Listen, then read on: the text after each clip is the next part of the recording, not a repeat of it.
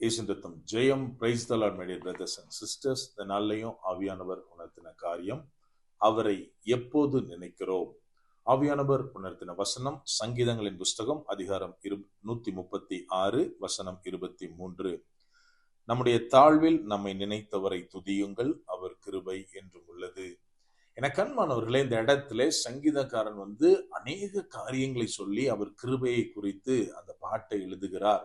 இந்த இடத்துல நம்ம வாஸ்த வசனத்துல சொல்றாரு, நம்முடைய தாழ்வில் நம்மை நினைத்தவரை துதியுங்கள், அவர் கிருபை என்றென்றைக்கும் உள்ளது அப்படின்னு சொல்றாரு. நாம் இந்த நாட்களில் தேவ பிள்ளைகளாய் இருந்தாலும் அவரை எப்போது நினைக்கிறோம், நம்ம கொஞ்சம் யோசித்து பார்க்கணும். இன்னைக்கு காமனா எடுத்துக்கிட்டோம் அப்படின்னா உலகத்துல சொல்ற காரியம், நம்ம கஷ்டப்படுற சூழ்நிலையில யாரெல்லாம் இருக்கிறார்களோ, யாரெல்லாம் நம்மளை நினைக்கிறாங்களோ, உதவுறாங்களோ, அவங்கதான் நம்மோட உண்மையா பழகிறவங்க அப்படின்னு. அப்படி நாம் தாழ்மையா இருக்கும்போது நம்மை நினைத்த, நம்மை உயர்த்தின தேவனை தான் இந்த இடத்துல சங்கீதக்காரன் சொல்லுகிறார், அவரை துதியுங்கள், அவர் கிருபை என்றும் உள்ளது அப்படின்னு. ஆனா நம்ம அநேகர் என்ன பண்றோம் அப்படின்னா, நம்ம தாழ்மையா ஒரு கஷ்டத்துல இருக்கும் போது தேவன் நமக்கு உதவி செய்கிறார், நம்மை கைப்பிடித்து தூக்குறார், நம்ம சூழ்நிலையை மாற்றுறார். ஆனால் நம்ம சூழ்நிலை மாறின பிற்பாடு அவரை நினைத்து பார்க்கிறோமா? நம்ம கொஞ்சம் யோசிக்கணும். உதாரணத்துக்கு நமக்கு தெரியும், வேதத்துல எழுதியுள்ளது, இயேசு கிறிஸ்துவிடத்துல ஒரு 10 குஷ்டரோகிகள் சுகம் பெற்றுக் கொள்ளுகிறார்கள். அவங்க 10 பேரும் சுகமாயிடுறாங்க. ஆனா வேதம் சொல்லுகிறது, ஒரே ஒரு மனுஷன் தான் திரும்பி இயேசு கிறிஸ்துவிடத்தில் அவரை சந்தித்தான், அவருக்கு நன்றி தெரிவித்தான் அப்படின்னு. அப்படியானால் மத்த 9 பேர் நிலைமை என்ன ஆயிற்று? இன்னைக்கு நாம இந்த 9 பேர் மாதிரி இருக்கிறோமா, அல்லது திரும்பி அந்த ஒரு மனுஷனை மாதிரி இருக்கிறோமா? நம்ம கொஞ்சம் சிந்திச்சு பார்க்கணும்.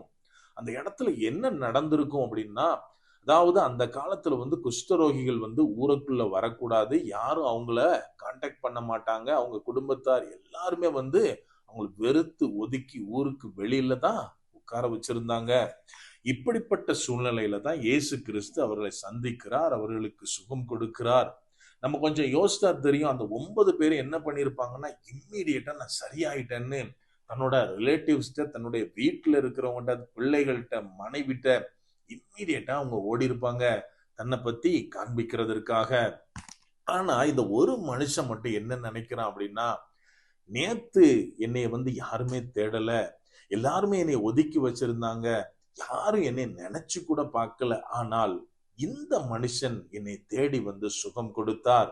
அவர் என்னை கண்டு அருவருத்து ஒதுக்கல, மாறாக என் மேல் அன்பு வைத்ததுனால என்ன சரிப்படுத்தினார் அப்படின்னு அவரை நினைத்து திரும்ப அவர்கிட்ட தன் சுத்தமானதை காண்பிக்கிறதற்காக வந்தான். என கண்மானவர்களே, இன்னைக்கு நாம பல பாடுகளின் மத்தியில, போராட்டத்துல, ஏன் இந்த வாழ்க்கையே தேவையில்லைன்னு நினைக்கிற மாதிரி சூழ்நிலையில இருந்திருக்கலாம். தேவன் நமக்கு விடுதலை தந்திருப்பார். யாருமே என்னை நினைக்காத சூழ்நிலையில தேவன் என்னை நினைத்து, என்னை அரவணைத்து இன்னைக்கு வரைக்கும் என்னை நடத்திட்டு வந்திருப்பார். ஆனால் நம்ம செய்யற காரியம் என்ன தெரியுமா? நம்ம கஷ்டத்துல இருக்கும் போதுல அவரை நோக்கி பார்ப்போம், ஆண்டவரே எனக்கு உங்களை விட்டா யாரும் இல்ல ஆண்டவரே, என்னை தூக்கி எடுக்கிறதுக்கு நீங்க தான் முடியும் ஆண்டவரே, என்னை வெற்றியாக மாற்றுவதற்கு, மற்றவங்க முன்பாக நிறுத்துவதற்கு, பகைவருக்கு எதிராக பந்தி ஆயத்தம் பண்றதுக்கு உங்களால தான் முடியும் அப்படின்னு அவரை நோக்கி பார்த்திருப்போம். ஆனால் நம்ம இன்னைக்கு ஒரு சக்சஸ்ஃபுல் பர்சனா மாறின பிற்பாடு அவரை தேடுகிறோமா? நான் இப்படி இருந்தேன், தேவன் என்னை இப்படி கொண்டு வந்து விட்டார் அப்படின்னு ஒவ்வொரு நாளும் நினைத்து அவருடைய கிருபையை துதிக்கிறோமா? நம்ம கொஞ்சம் யோசித்து பார்க்கணும்.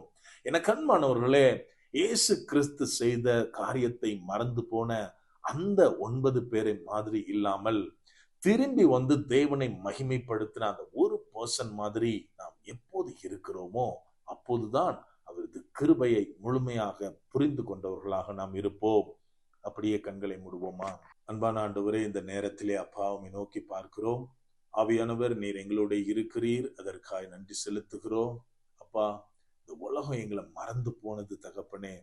நாங்க தாழ்மையா இருந்த காலத்துல, ஒன்றில்லாத இருந்த காலத்துல எங்களை யாருமே தேடல தகப்பனே. நீங்க எங்களை தேடி வந்தீங்க, உங்க அன்பால எங்களை அரவணைச்சு கொண்டீங்கப்பா. இந்நாள் வரையில எங்களை பாதுகாத்து நடத்தி உயர்த்தி வைத்திருக்கிறீங்க தகப்பனே. உமது கிருபைக்காய் நன்றி செலுத்துகிறோம். அப்பா நாங்க ஒரு நாள் அதை மறந்து விடாமல் இருக்க ஆவியானவரே நீர் எங்களுக்கு உதவி செய்யுங்க. ஒவ்வொரு நாளும் கிருபையில நாங்க களி கூற ஆவியானவரே நீர் எங்களுக்கு உதவி செய்யுங்க. முற்றிலுமா எங்களை தாழ்த்தி ஒப்பு கொடுக்கிறோம். பலப்படுத்தி ஆசீர்வதிங்க. இப்ப இயேசுவின் மூலம் ஜெபிக்கிறோம். ஜெபம் கேளும் எங்கள் நல்ல பிதாவே. ஆமென். God bless.